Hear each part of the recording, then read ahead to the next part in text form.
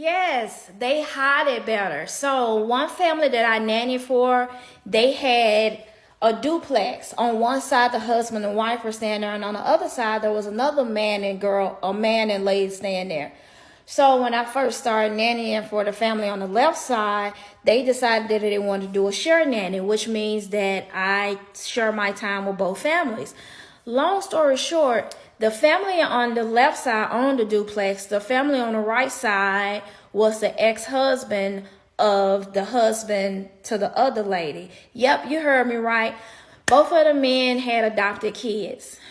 From previous relationships. They had adopted those kids from the women they were with, and they took on full custody of those kids. So the two men were together for, I'm not for sure how long, but they decided that they wanted to go back and start dating women.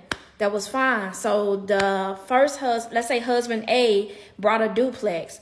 So husband A stayed on one side and husband B stayed on the other side. When they got their divorce, they started back dating women.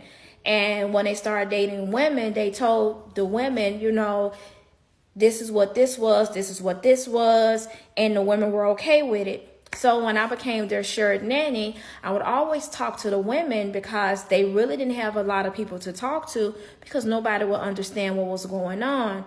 And me. So what happened? That's me. So I would always talk to him and find out, how did all of this come about? Well, husband A was getting bored with husband B, and instead of him cheating, he figured that he could just go back to women and maybe he could have some more fun in his life. Well, he met a woman who was into swinging and allowed him to be him.